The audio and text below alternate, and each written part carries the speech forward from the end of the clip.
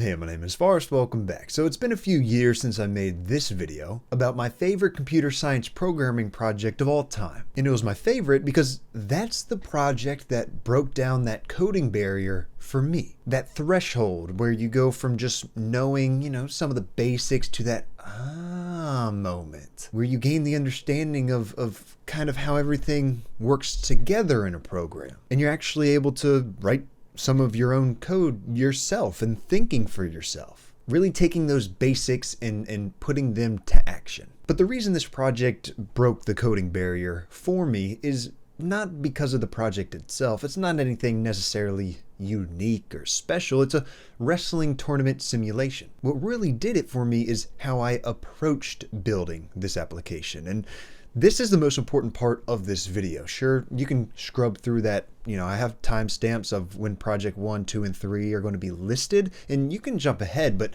this video is really about how you build a project, not necessarily the ideas, because they're just that, ideas. Good ideas, I think, but if you don't build them properly, they're not really going to help you. How you go about building these projects is everything. Well, with a little hint of what the project is about. Let me explain. So when I built this project, there was no tutorial. That was one of the biggest things. There wasn't someone who had already figured out everything and I just sat there and copied down the code that they had already figured out and implemented. No, that would be like, reading a book and typing every single word of that book and expecting to become a good storyteller or a good author. That's not how it works. So why would you expect, you follow a tutorial or two and now all of a sudden you're a good software developer? And look, I'm sure there is value in that.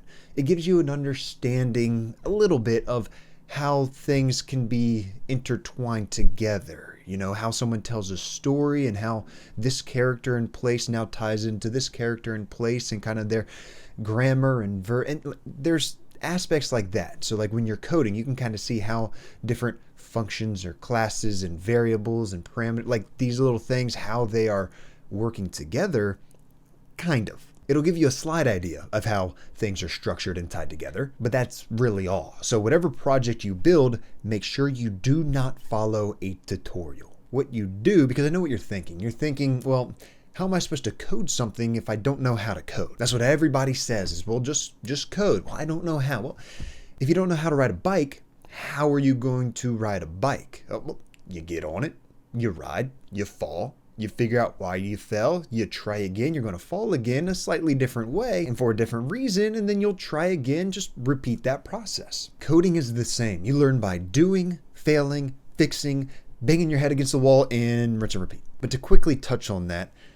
you don't know where to get started. That's a lot of people's kind of issue is I don't know where to get started. It's like, the bike analogy. Well, what are these? I don't even know, are these pedals? What the heck do they do? These handlebars, what do they do? This seat, what does that do? I don't even know what these things are named. I don't understand any of it. Well, you see how an application is, or like a little program is, or like a little tic-tac-toe game in Terminal. Well, you can kind of look at that and decipher, well, there's a board. And what do you do in real life? You draw out a tic-tac-toe game, okay? And then you put an X over here, I go, put an O over here, and then if someone gets 3 in a row, they win. Well, you can kind of break that down. Okay, well, how do I display the board? That's what you start with. And you can Google things. And I'll get to this in a little bit more detail. You can Google things, but not until you really think about how you can take these basics that you already know, loops and functions and variables, data types, use those and try to figure out how can I draw a tic-tac-toe board in Terminal. What characters would I use? Do I want to loop through those? Because there's multiple of each. How would I do that? That's kind of where you would go, and you just start playing around in the code editor and trying to print that out in the Terminal. That's what you would do. So there's that. That's how you would approach something. But here's the thing.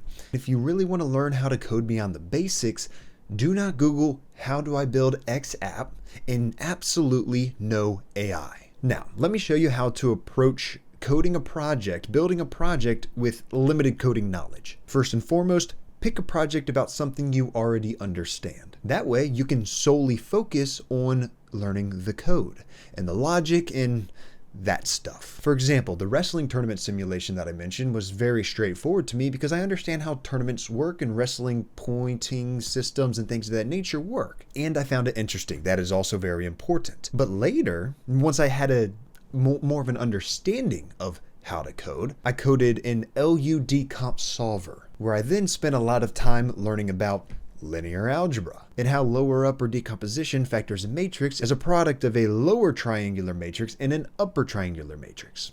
The only exception to this is if you are incredibly interested in building something, an idea that you want to build, like in this instance, using that example, you really want to learn about linear algebra and you also want to learn how to implement it with code. That is perfectly fine. You just have to understand that you're going to be learning many different things at the same time, as opposed to just focusing on code, which is many different things within and of itself. But learning linear algebra is many different things in and of itself. So you're going to be learning both of those things instead of just focusing on one thing because you already understand the other. You see what I'm saying? So you pick a project you already understand and you want to make sure it is extremely limited in scope. Don't say, oh, well, what do I understand? Well, I understand how a social media site works or app works, so I can just build one of those. Well, I would recommend against that because they are very intricate. You may see it, but you don't realize just all of the nooks and crannies and things moving around that there are within, a complex site like that. Because if you did really want to build, like a unique social media app, you probably wouldn't be watching this video and instead you would be coding that application because there are slightly different goals there. One is, I really want to build this app, so I'm going to figure out how to build it. The other is, I really want to learn how to code, so I'm going to build apps that I'm still interested in, but really focus on learning how to code, whereas this one is just focusing on how to get things done. Okay, so you have an easy to understand project with extremely limited scope. Now, break it down. And I want to show you exactly how to do this with project 1. And yes, I took off my flannel, it got hot, it's a whole thing. So project number 1 is going to be a card game engine.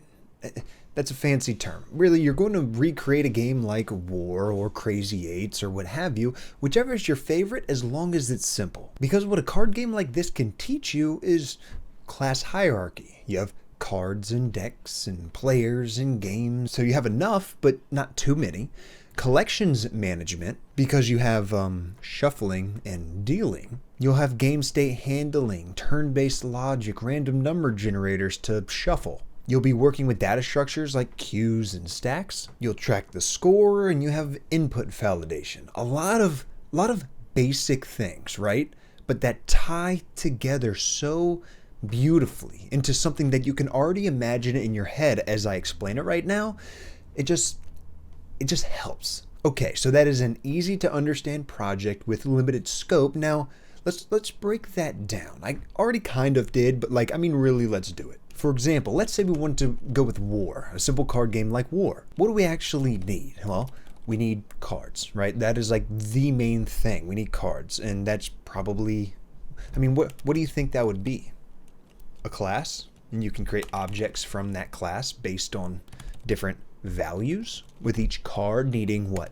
A suit and a value. And then what do these cards normally come in? They normally come in a deck. That's 52 cards of all the suits, all the values in each suit. That's another class that holds all of these cards. And then what do we do with these cards? Well, we play with them, right? So we need players, 2 players, War, one over there, one over here. This game, by the way, if you don't know, is when you literally you have half the deck, I have half the deck, and you just flip the top card from your deck face up, and so do you, and whoever has the higher number gets the cards. And your goal is to get all of the cards, whereas the other person runs out. If you run out, you lose.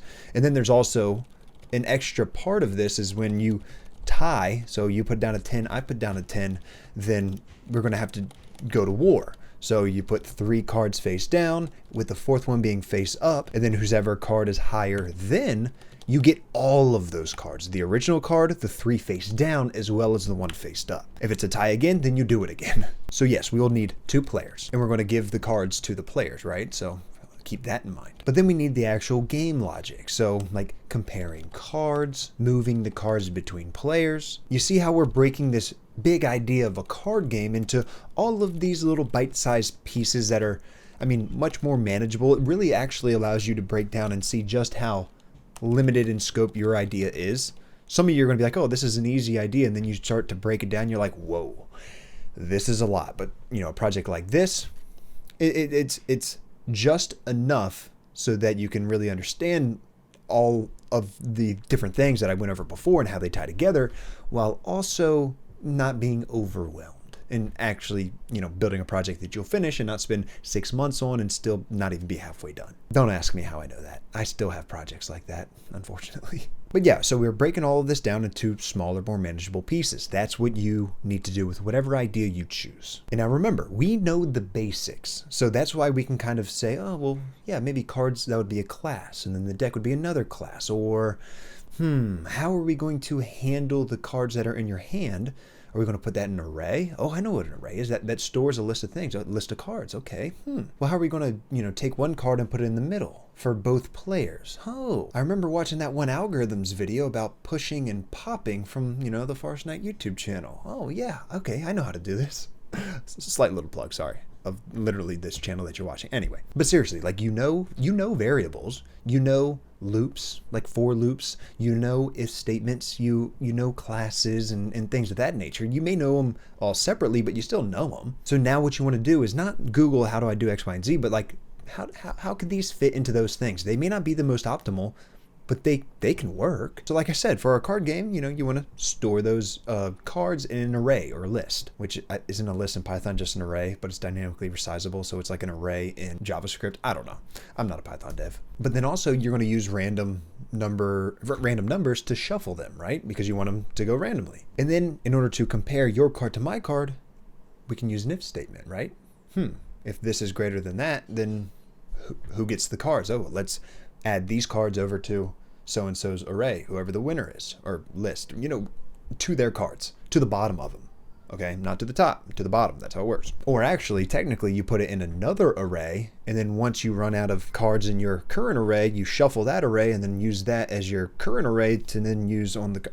People play War differently. You do it however you want. And then once you do this, once you have like an idea, maybe you're writing it down, or you can even be in your code editor and writing comments like, oh, you know, let's cards class and then player X cards array. That's not a very good name, but you get the idea. If you don't remember how to do any of this, just go to whatever the documentation is for the language you're using. In my head, I'm doing it in Java. So in Java, go to the Java docs and figure out how to properly declare an array, initialize it, assign values to it. Just read all of that in order to get an understanding of how the syntax works if you can't remember properly. Because when you figure all of this out, that is your starting point. That's really how you want to approach it. And you want to spend a lot of time on this. Oh, I can't figure it out. I can't figure it out. No one said it was going to be easy, but just read the documentation, see, maybe you'll get some ideas based on all of these things that you have broken down from this big project. And you have, you know, classes and arrays and this variable, whatever. And after you have done that, and if you still can't figure out how to shuffle the deck of cards, don't look up how to shuffle a deck of cards in Java. Well, what did you write down that you're going to do? Oh, well, I want to randomize this array, right? Well, how do I randomly sort an array? That's what you want to look up. How do you randomly sort an array? Because now you've already figured out exactly what you want to do down to the minute details of, okay, I want to randomly sort this array.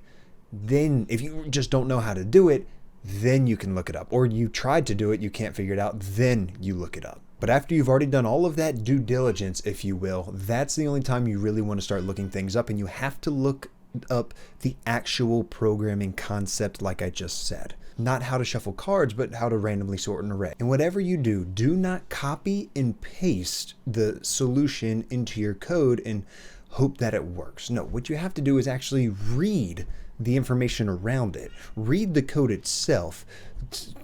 Do everything you can to understand what it is, what it's doing, how it works, so that way you can then go in, still not copy and pasting, type out everything, figure out why it's doing what it's doing, and then go from there. That's the only way that'll help you understand the core concept as opposed to just getting the thing to work. And if for whatever reason you're working on something so unique and so crazy and so this and so that, a very niche thing that you've already broken down and figured out kind of, but you can't like really figure it out, and you read everything and this and that. That is the only maybe potential use case of AI with your coding when you are learning how to code. And I feel like it's blasphemous saying it that you can actually use some AI to learn to code, but really only in that very niche spot. And I'm only mentioning this because I want you to use AI correctly, as opposed to me saying don't ever use it, and then when you use it,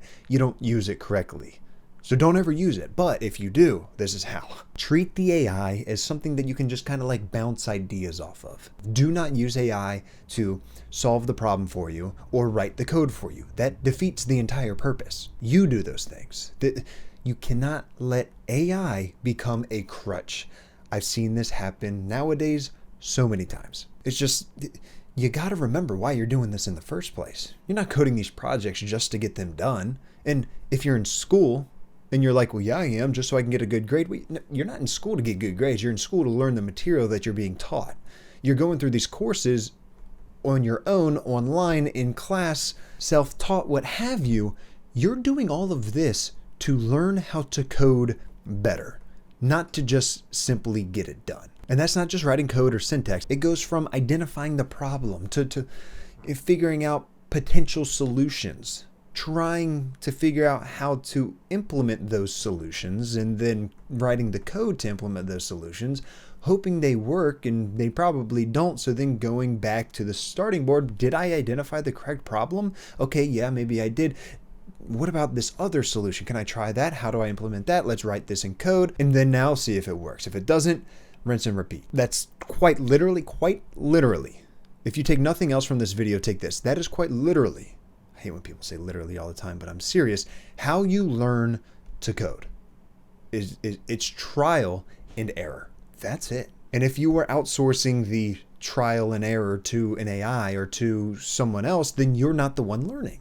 All right, now let's move on to the next two project ideas. And I'm not going to go as in depth as the first one, but I hope that gave you an idea of how to approach ideas like this so that you can do it yourself. That's kind of the whole goal, like I said. One is going to be a, wait for it, or I guess it's project 2, weather station data analyzer. You're not just accessing an API and displaying the data, which that is also solid because you get API. And I mean, that's a very general, popular one. It's basically everybody's introduction to APIs, right? External APIs and getting information from. Anyway, this is where you build a program that processes and analyzes weather data. And some of the key learning elements here are, well, you're going to have to take that data and store them in some sort of data structure or data structures. You're going to want to do file input and output, right? You're going to want to parse that data and validate that data. You're going to want to,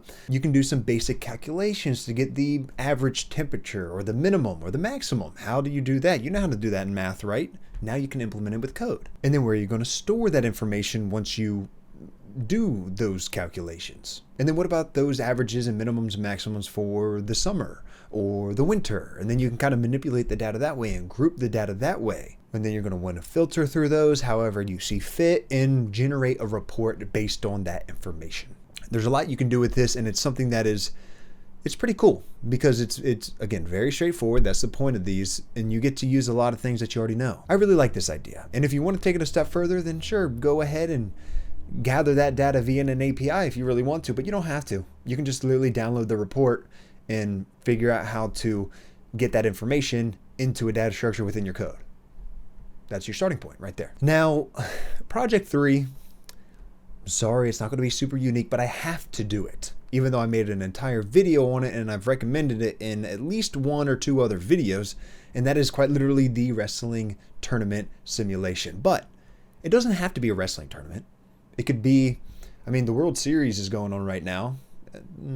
It's over by the time you're watching this, I think. Congrats to probably the Dodgers, if I had to guess. But whatever sport or whatever thing, like it can be a chess tournament. Don't do chess operations. Just, oh, this winner over here, this winner over there. How do their elos change and things of that nature? Like you can do whatever interests you, just in tournament style. They're talking about doing a BMF belt tournament for the UFC, even though Max Holloway already has the BMF belt. So how is he part of the tournament if he's the actual... Like people should be in the tournament to face him. Anyway, except that he just got knocked out by Ilya Taporia. That's unfortunate. Sorry, I sidetrack. Max Holloway's been my favorite fighter since I got into the UFC many years ago, so it's sad. But anyway, so this, whatever you choose, it'll model a real world system with real rules. You're going to use classes for wrestlers and schools and conferences and whatever. This could be countries, ELO rankings. You see, again, I'm not supposed to do this for you. You're supposed to do it for yourself. You got to figure out how you want to go about seeding the tournament. You know, think about the logic there. However you want to approach it. Doesn't have to be wrestling. Again, approach it however you wish. But if you want to take this a step further, check out the Thinking in Code course on brilliant.org. It's a level 1 course in their CS and programming section, and it'll take you through writing programs, practicing writing programs, simplifying those programs like I talked about, practice doing that, loops, patterns, recognizing those patterns, and everything you would really need to know in order to really prepare yourself to tackle a project by yourself to break the coding barrier. Brilliant isn't just limited to that. I mean, just take a look at all of these learning paths. You have programming in CSS, you have data analysis, foundational math, science, advanced math, and just an entirety of 60 plus courses. Courses that are interactive, that are easy to understand while still letting you figure it out. And take a look here. You can also see some of these other computer science courses about designing programs and computer science fundamentals, as well as algorithms and data structures over here. Python, if that's your thing. Earlier in the video, I said I'm not a Python dev. I'm not, but maybe I should take this. And it's a site that I personally love. I don't need to take some of the basic level courses, right? But I love to spend just a little bit of time learning something new, and a lot of the times I'm doing that on Brilliant. So go to brilliant.org/forestnight because there's a special deal waiting for you. That special deal being 30 days entirely free, as well as 20% off their annual plan. Thank you to Brilliant for being the sponsor of this portion of today's video. If none of these projects are appealing to you, I hope some of them are. Again, I really like them.